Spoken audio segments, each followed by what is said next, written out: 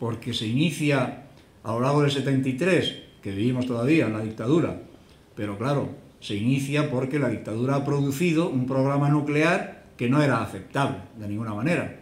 Y eso fue precisamente una de las, digamos, de los errores de la dictadura, que en sus últimos tiempos pues no se contuvo, y como estaba tan convencida de que el desarrollismo, de que el crecimiento económico a ultranza, poco menos que iba a salvarla, la dictadura, no sé si a prolongarla indefinidamente o a justificarla de cara a la historia, acordaos de que a todo eso se le llamaba el desarrollismo franquista, pues se destapó con aquel programa nuclear absolutamente estratosférico. Ningún país se había atrevido a diseñar un programa tan desproporcionado en términos relativos con la potencia o la capacidad industrial nuestra.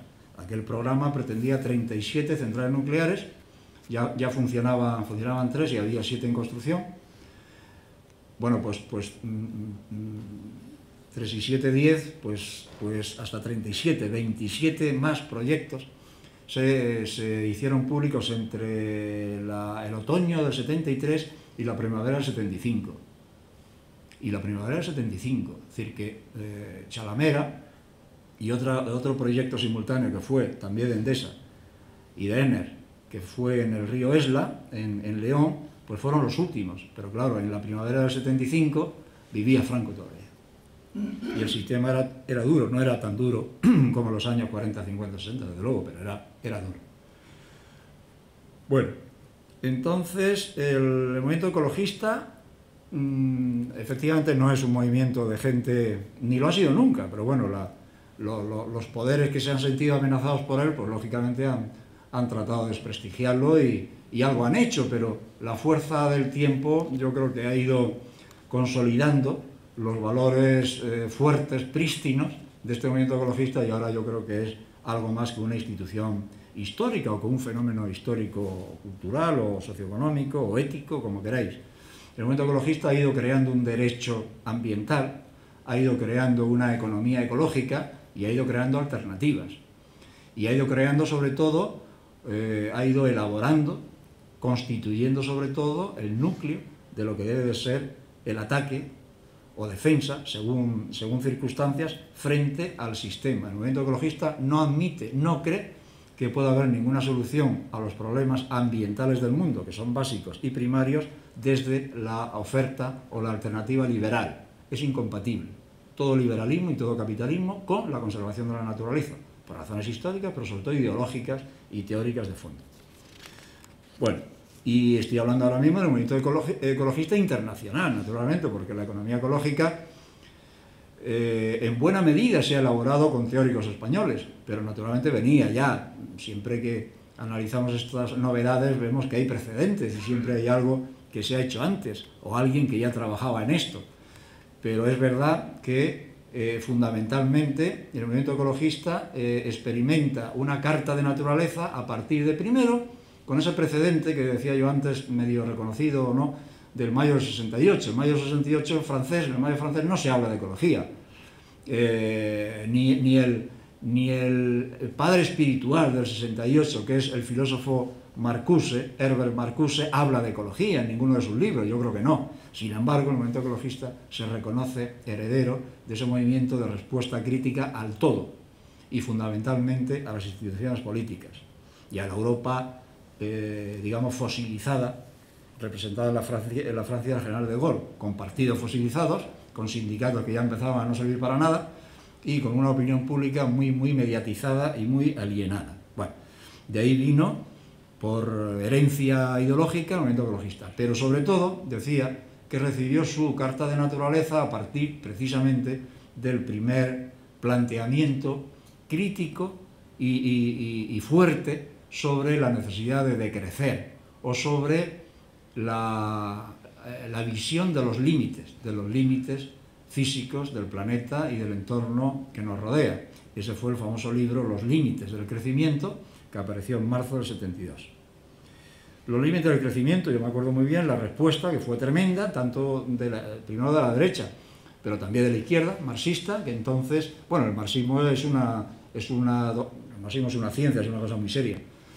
Pero desde sus fundadores primeros, Marx y Engels y los siguientes, es una doctrina que cree en el progreso, es fundamentalmente progresista, es decir, cree que todo va a ir a mejor a partir, en el caso del marxismo, de la movilización, de la lucha, de la conciencia obrera, que va a ir modificando las condiciones materiales, etcétera, etcétera, pero naturalmente cree en el progreso con la misma fuerza con que cree el liberalismo.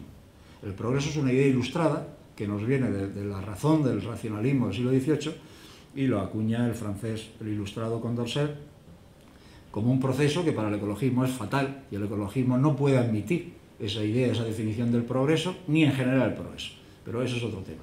El progreso ilustrado, el que asume el liberalismo, la economía clásica de finales del XVIII y el marxismo, a continuación, 50 años después, asegura, profetiza o cree en un proceso. El progreso es un proceso que es indefinido, un progreso de mejora constante, que es indefinido, que es acumulativo y que es irreversible.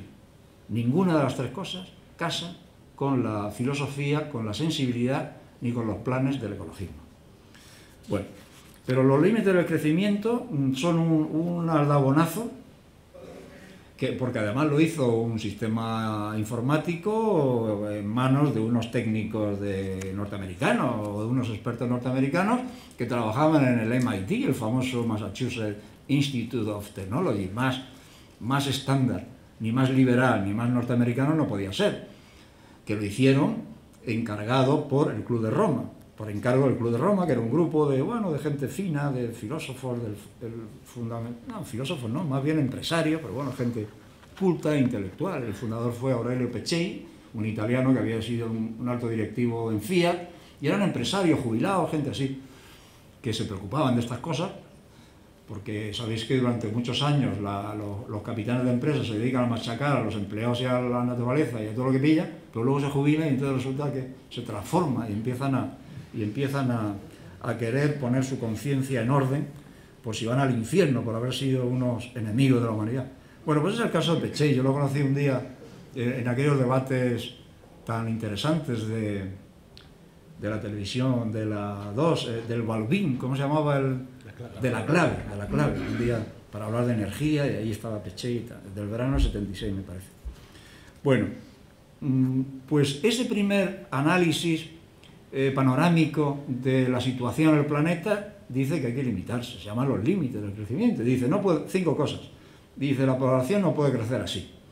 Los recursos agroalimentarios no dan de sí, o sea que hay hambre y eso no van bien. Ni se piensa que puedan mejorar notablemente. La contaminación aumenta, la producción industrial también. Y la quinta, ya no me acuerdo cuál es la quinta parte. Bueno, 5 consideraciones. Total, hace sus curvas, sus proyecciones y dice, esto no puede ser. Así no vamos a ningún sitio. Y por eso vienen las críticas, porque claro, las críticas fundamentales, liberales y marxistas, se reducen en poca cosa. Dicen, no, es que la ciencia, la tecnología, va a resolver todo esto. O es que no creemos en la ciencia y la tecnología, pero no podemos crear nuevas materias cuando escaseen o se agoten el petróleo, no sé qué, se crean nuevas materias, porque así ha sido en la historia, y para eso está la ciencia y la tecnología. O los economistas más ortodoxos dicen, no, y además, para eso están los precios, el mecanismo de los precios, que hay que conservar un recurso, pues entonces subimos el precio, y además la oferta y la demanda es maravillosa, y esos equilibrios son espontáneos y tal. Entonces, por unos motivos o por otros, desde la izquierda y desde la derecha se machacó esa idea.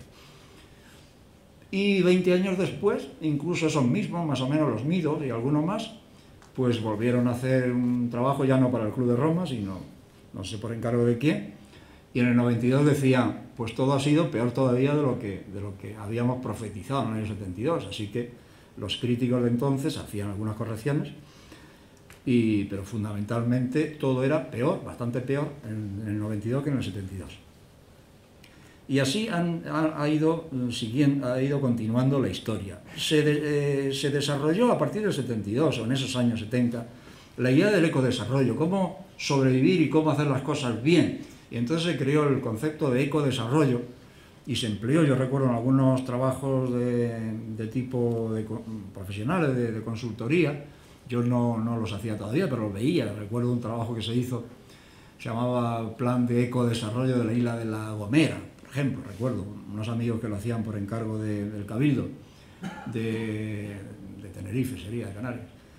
Y entonces se manejaba ese concepto, de tal manera que, por supuesto, el desarrollo se salvaba como concepto siempre que se distinguiera muy mucho del crecimiento. El concepto de crecimiento hace muchos años que se ha considerado peyorativo, es decir, que el crecimiento son cifras, sin más, son lo que dice el PIB, y lo que dice el PIB son o tonterías, o disparates, o cosas absurdas, o cosas indeseables.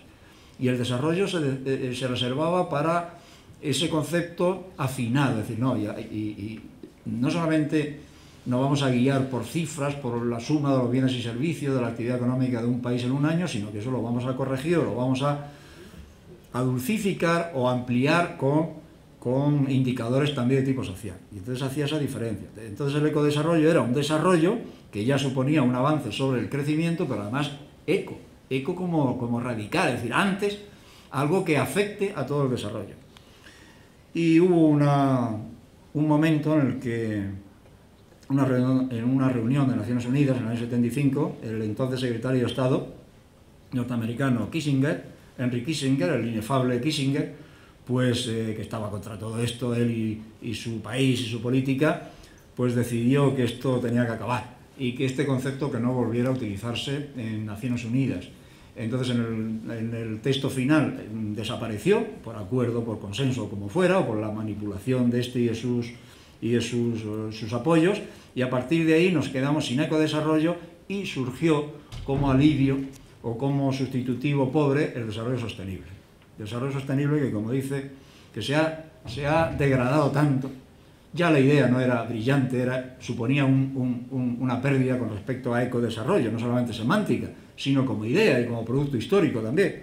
Pero sobre todo, la idea de desarrollo sostenible, como dice Georgescu Regen, que es el verdadero padre de la economía ecológica, dice, es una encantadora canción de cuna. O sea, es pues un invento para adormecernos, el desarrollo sostenible. El desarrollo sostenible, si no cambian los fundamentos y las relaciones sociales y los fundamentos económicos, pues es que qué tontería. Si seguimos desarrollándonos, pero ¿de qué hablamos? Si el desarrollo no puede ser sostenible si no se restringe a sí mismo, ¿no? Luego después ha ido surgiendo cosas tan interesantes como el indicador llamado la huella ecológica, que y es reciente, es del año 96, me parece. Pues nos explica muy bien la cosa. Dice, si el planeta Tierra es como es, y la población es de 6.000 millones de habitantes en el año 96, más o menos, pues resulta, y la superficie útil, productiva desde el punto de vista de necesidades sustanciales, es decir, agronómicas, la superficie con capacidad agronómica, es tal, pues entonces resulta que tocamos a 1,8 hectáreas por habitante y por año. Y claro, luego ese cálculo, ese indicador, que no es ni más ni menos que aritmético, se hace país a país, o se hace también sobre el planeta como una unidad, y resulta que el planeta ya estaba sometido a una exigencia de 2,2, pudiendo dar 1,8, sin embargo ya estaba sometido a una exigencia de 2,2 hectáreas por habitante por año. Pero Estados Unidos tenía, esto se le llama la huella ecológica, imprimía en el planeta una huella ecológica de 9,6, y la Unión Europea en el año 96, pues su huella era de 4,5, y España superaba y supera la media europea. España en el año 96 pues andaba con un 6,4 hectáreas por habitante y por año, la huella ecológica. Bueno, pues otra forma de... entonces cuando decimos que el capitalismo es perverso, como he empezado diciendo yo, pero bueno, ha habido otros tiempos en que no era tan perverso y tal, cual. Bueno, el capitalismo ha nacido con todas las perversidades posibles, pero efectivamente la historia pues evoluciona y es distinta. Y entonces hay quien dice que las cosas empezaron a empeorar hacia 1880. Esta evolución de ruptura y separación de las actividades humanas respecto de la naturaleza y sus recursos se inicia hacia 1880, en pleno esplendor de la llamada economía neoclásica.